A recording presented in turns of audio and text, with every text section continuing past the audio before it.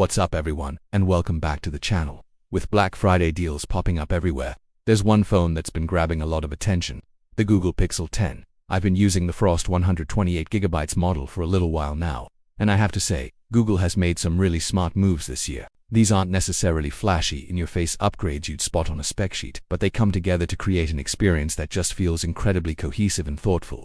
The Pixel 10 isn't trying to blow you away with gimmicks. Instead, it doubles down on getting the fundamentals right, and that's a very good thing. Let's kick things off with the design and build. Google has kept its signature camera bar, which I think is great for brand identity, but the whole frame feels more refined.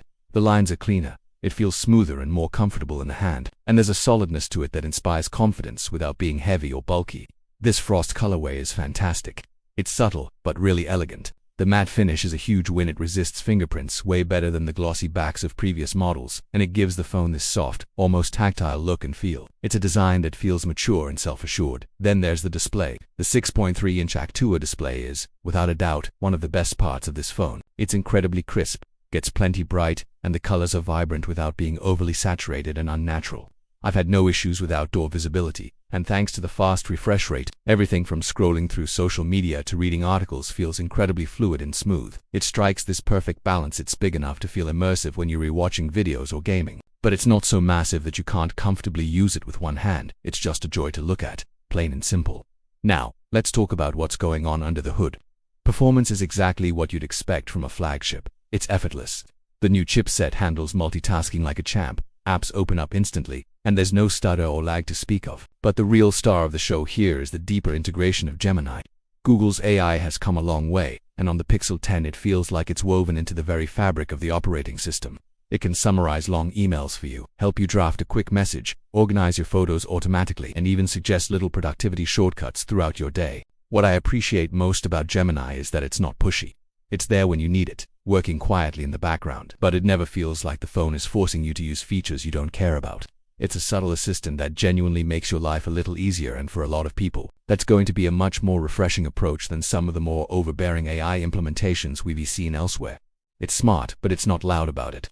Of course, it wouldn't be a Pixel review without talking about the camera, and as you'd expect, it's a major highlight. The advanced triple rear camera system, combined with Google's legendary image processing, delivers some truly fantastic results. Photos come out sharp, detailed, and natural. The colors are realistic. They look like what you actually see, not some artificially boosted version. The camera handles tricky lighting situations with ease, preserving details in both the shadows and the highlights without blowing anything out.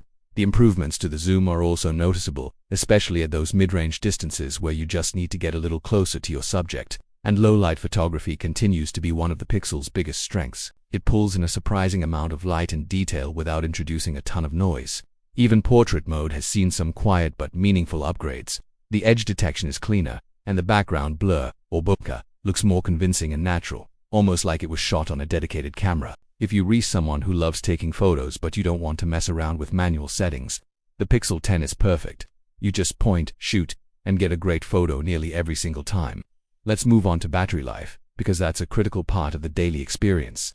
I'm happy to report that it's comfortably above average. Google's claim of a 24-plus-hour battery feels pretty accurate in my real-world testing.